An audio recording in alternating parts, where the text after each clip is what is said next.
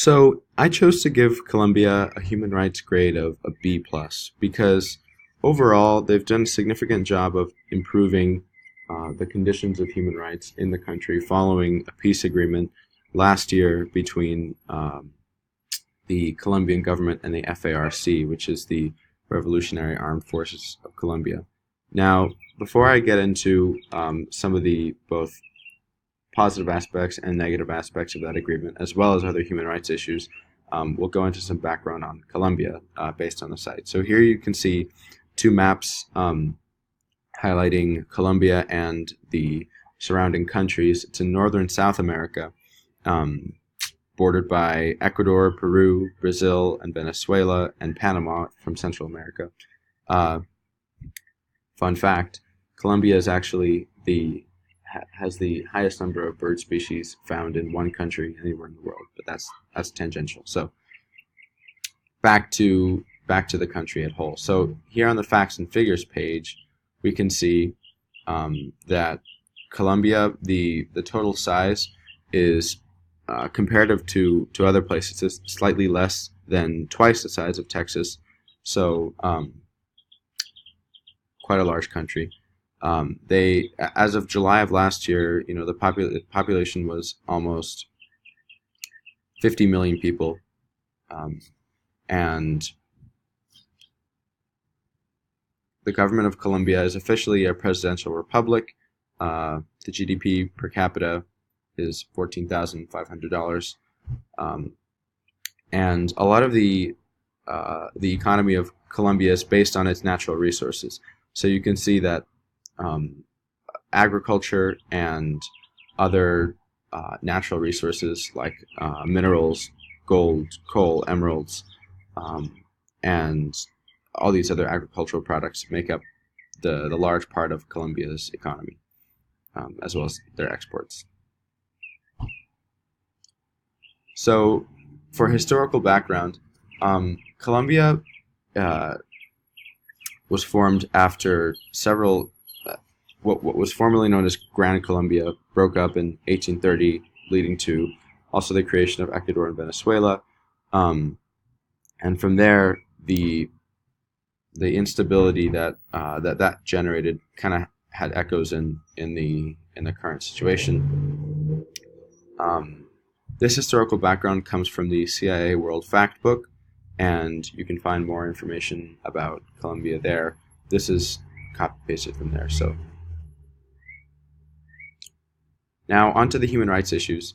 I chose to highlight these three issues, which are very much interconnected, and they've all come about as a result of the peace agreement and the history of that as well. So the first is civilian killings, and that occurs at the hands of both paramilitary forces and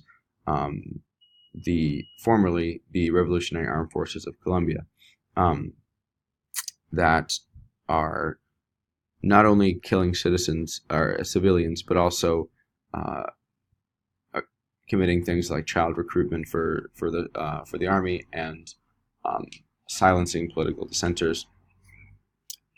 The other is indigenous rights. Now, this is something that is, I feel, under-discussed in terms of human rights issues. And in Colombia, it's a symptom of the other problems that are taking place, but it's unique in that by the peace agreement allowing sort of fragmenting what was once a very visible and combatable paramilitary force into sort of smaller, harder to see underground forces, then that sort of led to the facilitation of further abuses, because the government is not paying as much attention after this big public exposition of the FARC. So that affects indigenous peoples, especially in Choco province, where some leaders were killed.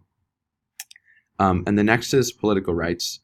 I chose to highlight this because in the past, protesters, human rights workers, even regular civilians were either killed by paramilitary forces or they disappeared, presumably dead. things like that. So although those things have sort of died down in the present, they're still, a problem that's going on and that needs to be addressed. So as for images, here are some of the child soldiers that were recruited to fight in the FARC. Here are some photos of civilian victims of the armed conflict between the government and the FARC. And here are the human rights workers assassinated by paramilitary forces. So here I've included some current news topics coming from Human Rights Watch that discuss a variety of different articles that span up to last year. And here are a list of non-governmental organizations that work on a variety of humanitarian causes, not just human rights, because other aspects of social issues in Colombia are taking place. So, thank you.